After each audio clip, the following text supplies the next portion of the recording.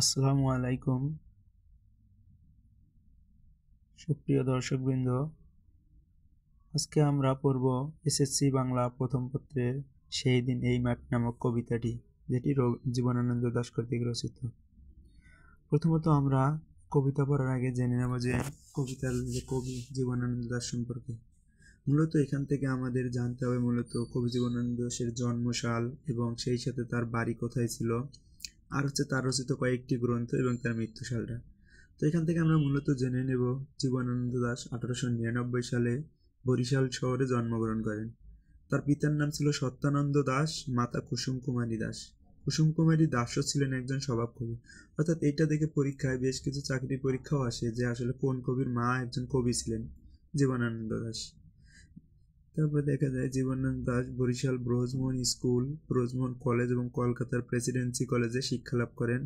1921 সালে কলকাতা বিশ্ববিদ্যালয় থেকে ইংরেজি সাহিত্যে এমএ ডিগ্রি লাভের পর তিনি অধ্যাপনা শুরু করেন। সুদীর্ঘকাল তিনি অধ্যাপনার কাজে নিযুক্ত ছিলেন। জীবনানন্দ দাশ প্রধানত আধুনিক জীবন চেতনার কবি হিসেবে পরিচিত। আসলে আমাদের যে বাংলা সাহিত্যের ক্ষেত্রে আধুনিক সাহিত্য, আসলে হ্যাঁ, আধুনিক সাহিত্যে অথবা পঞ্চপাণ্ডব, 30-এর দশকের পঞ্চপাণ্ডব আছে 5জন কবি সাহিত্যিক যাদের হচ্ছে কবিতে আধুনিকতা লক্ষ্য করে, এর মধ্যে জীবনানন্দ দাশ একজন অন্যতম। তো যাই হোক, এখানে এই বিষয়টা উল্লেখ করা আছে। এরপরে দেখা যায় আসলে জীবনানন্দ দাশের কর্তৃক যে কিছু রচিত গ্রন্থ আছে। প্রথমত দেখা যায় ঝরা পালক, ধূসর পাণ্ডুলিপি, বনলতা সেন, মহাপৃথিবী, 60টি তারার তিমির, কবিতার কথা, রূপসী বাংলা, বেলা অবেলা, কালবেলা, মাল্যবান, সতীর্থ ইত্যাদি। এখান থেকে মূলত পরীক্ষা আসার মতো একটা আছে যে বনলতা সেন কাব্যটি কার, এটা আমরা সবাই জানি জীবনানন্দ দাশ, এবং সেই সাথে আরেকটা আছে রূপসী বাংলা। তো রূপসী বাংলাটা হচ্ছে জীবনানন্দ দাশের। তো যাই হোক, এরপরে জীবনানন্দ দাশ 1954 সালে 14 অক্টোবর কলকাতায় এক ট্রাম দুর্ঘটনায় আহত হন এবং 22 অক্টোবর মৃত্যুবরণ করেন। তো যাই হোক, এই ছিল আমাদের জীবনানন্দ দাশ সম্পর্কে জানার বিষয়। এখন আমরা মূলত কবিতায় যাব। আসলে কবিতা পড়ার আগে দেখবো আসলে সেই দিন এই মাঠ। এখানে মূলত কবি দুইটা বিষয় ইন্ডিকেট করে। প্রথমত দেখা যায় এখানে ইহকাল এবং পরকাল দুইটা বিষয় চলে আসে। দেখা যায় সেই দিন এই মাঠ, আসলে সেই দিন বলতে কবির মৃত্যুর পরবর্তী সময়কে বোঝাইছে, এবং এই মাঠ বলতে আসলে বর্তমান সময়টাকে। সুতরাং কবির জীবিতকালে বা কবির বেঁচে থাকাকালীন যে প্রকৃতির যা বা প্রাকৃতিক একটা সৌন্দর্য, এটা যেরকম আছে আসলে তার মৃত্যুর পর সেরকম থাকবে কি না, এটা হচ্ছে কবির কথা। তো আলোচ্য কবিতাটা আমরা এখন পড়ে দেখব যে কি বলা আছে। প্রথমত বলা আছে সেই দিন এই মাঠ স্তব্ধ হবে না কো জানি। তাহলে এটা কোন দিন? অর্থাৎ কবির মৃত্যুর পরে, যে কবির মৃত্যুর পরে এই মাঠ কখনো থেমে থাকবে না, এটা কবি জানে। এই নদী নক্ষত্রের তলে সেদিনও দেখিবে স্বপ্ন। আসলে ধরতে গেলে বর্তমানে মানে কবি বেঁচে থাকাকালীন বা কবি জীবিত থাকাকালীন যেরকম নদী একটা নক্ষত্রের তলে স্বপ্ন দেখতেছে, কবির মৃত্যুর পরেও সেই নদী স্বপ্ন দেখবে। কেননা কারণ মৃত্যুর মধ্যে প্রকৃতি কখনো কোনোদিন থেমে থাকে না। তো যাই হোক, এই কথাটাই বলছে, এবং এটা কিন্তু পরীক্ষায় আসে বেশিরভাগ, যে কোনটি নক্ষত্রের তলে সেদিনও দেখিবে স্বপ্ন। উত্তর হবে নদী। আর এটা 2014 সালে 24 সালে ঢাকা বোর্ডে এসেছিল। তারপরে দেখো বলছে সোনার স্বপ্নের স্বাদ পৃথিবীতে কবে আর ঝরে। অর্থাৎ আমাদের প্রত্যেকেরই দেখা যায় স্বপ্ন, প্রত্যেকের এক একটা করে স্বপ্ন আছে। স্বপ্ন ছাড়া তো আর মানুষ বাঁচতে পারে না, এবং এই স্বপ্ন দেখাটা কারো প্রতিদিন শেষ হয় না। বলছে আমি চলে যাব বলে, এটা একটা পরীক্ষা বেশিরভাগ আছে যে আমি চলে যাব বলে। কবি কোথায় চলে যাওয়ার কথা বলছে? কবি আসলে পরপারে বা মৃত্যুর পরের কথা বলতেছে, যে আমি চলে যাব বলে চালতা ফুল কি আর ভিজিবে না শিশিরের জলে। তাহলে দেখো এখান থেকে দেখা যায় যে কবি আসলে আমি চলে যাব বলে এটা বলতে যেতে বলতে যে তিনি পরপারে যাবে। আর দ্বিতীয়ত কবি চলে গেলে কোন ফুল আর শিশিরের জলে ভিজবে না, এরকম প্রশ্ন হয়েছে যে চালতা ফুল। মূলত কবির প্রশ্ন আসলে আমি চলে গেলে কি এখন বর্তমান যেমন প্রকৃতিতে চালতা ফুল আছে, চালতা ফুল যে শিশিরের জলে ভিজতেছে, সেটা কি আমার পরে আর ভিজবে না? কবির কল্পনা। নরম গন্ধের ঢেউয়ে। তো যাক, এখান থেকে তো এসএসসি পরীক্ষা যেটা আসে যে সেই দিন এই মাঠ কবিতায় কোন ফুলের কথা বলা আছে, উত্তর হবে চালতা ফুল। ক্লিয়ার? তো এরপরে বলছে লক্ষ্মী পেঁচা গান গাবে নাকি তার লক্ষ্মীটির তরে। কবির এটাও প্রশ্ন যে আসলে আমি মারা গেলে কি লক্ষ্মী পেঁচা গান গাবে না তার সুরে। এরপর বলছে সোনার স্বপ্নের স্বাদ পৃথিবীতে কবে আর ঝরে। আবারও সেই কথা আসলে আসলে পৃথিবী থেকে কখনো কারো স্বপ্নটা মরে যায় না।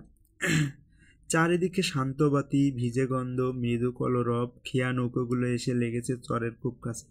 অর্থাৎ এখানে আমরা আধ্যাত্মিকতা বিষয় যদি চিন্তা করতে যাই, বলছে খেয়া নৌকাগুলো এসে লেগেছে চরের খুব কাছে। যেমন ধরা যাক আসলে কোনো একটা নদীর মধ্যে যদি খেয়া নৌকা মানে ছোট নৌকাগুলো ছেড়ে দেওয়া হয়, ওকে কি একসময় আসতে হয় না? যে একসময় না একসময় দেখা যাবো কিন্তু ঘাটের মধ্যে বা তীরে আসবে।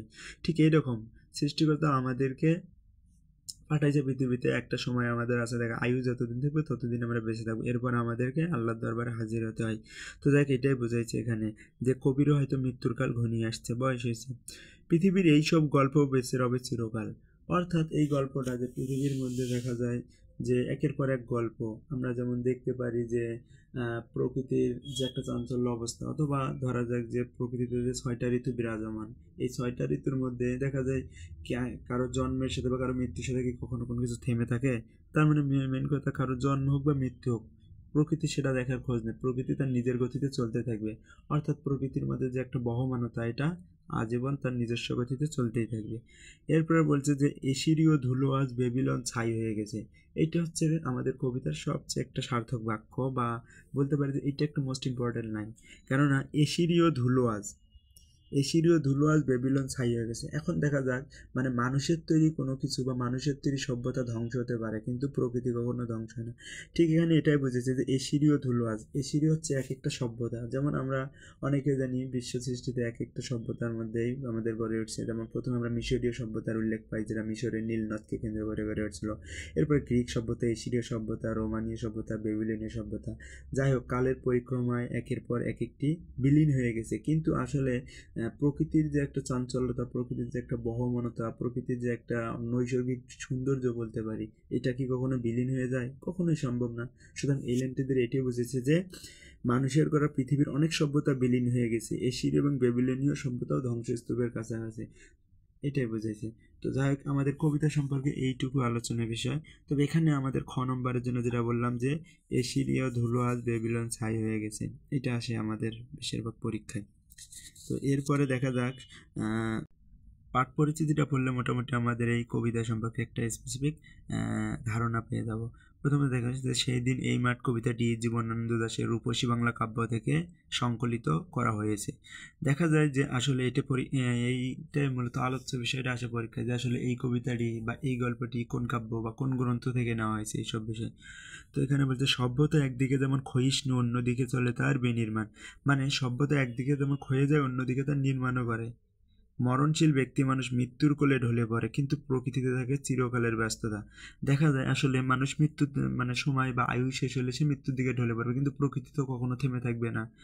সে তার মানে চিরকালের যে ব্যস্ততা নিয়ে থাকে। মাঠে থাকে চঞ্চলতা, অর্থাৎ মাঠের মধ্যে সকলেই ব্যস্ত। চালতা ফুলে পরে শীতের শিশির, লক্ষ্মী পেচকের কণ্ঠে ধ্বনিত হয় মঙ্গলবার্তা। তাহলে কোন পাখির কণ্ঠে মঙ্গলবার্তা ধ্বনিত হয়? লক্ষ্মী পেচক। খেয়া নৌকাগুলো চলে নদী নালাতে, অর্থাৎ কোথাও থাকে না সেই মৃত্যু দেশ, ফলে মৃত্যুতেই সব শেষ না। পৃথিবীর বহমানতা মানুষের সাধারণ মৃত্যু রহিত করতে পারে না। তার মানে মানুষের মৃত্যুতেই সব কিছু শেষ নয়। প্রকৃতপক্ষে মানুষের মৃত্যু আছে, কিন্তু এ জগতে সৌন্দর্যের মৃত্যু নেই। এটি বেশিরভাগ আসে যে আসলে এই জগতে কোনটির মৃত্যু নেই, মানুষের স্বপ্নেও মরণ নেই। গভীর জীবন তৃষ্ণা নিয়ে এই সত্যই কবিতাটিতে অনুভূত হয়েছে। তো এখানে এমসিকিউ আছে যে সেই দিন এই মাঠ কবিতায় বর্ণিত ফুলের নাম কি? এটা তো আমরা জানি সবাই, চালতা ফুল। আমি চলে যাব বলে কবি কোথায় চলে যাওয়ার কথা বলছেন? এখানে পরপারে। তো এরপরে দেখা যায় সৃজনশীলে ক নম্বর যে কি ছাই হয়ে গেছে, যে মানুষের তৈরি সভ্যতা, যেমন এশিরীয় এবং বেবিলনীয় সভ্যতা। বলছে পৃথিবীর এই সব গল্প রবে চিরকাল। মানে কি, ওই পৃথিবীর যে প্রকৃতির একটা চঞ্চলতা, প্রকৃতির যে একটা বহমানতা, এটা আজীবন বেঁচে থাকবে, কিন্তু মানুষ কেউ কখনো মানে মানুষ অমর নয়। মানুষকে জন্মিলে মরিতে হবে, অমরকে কোথা পাবে, এরকম তো আমরা একটা বাক্য শুনেছি। তো যাই হোক, এই হলো আজকে আমাদের আলোচ্য বিষয় এবং আমাদের তো এটাই ছিল আমাদের আজকের আলোচনার বিষয়, সেই দিন এই মাঠ কবিতা। Stay connected for new video.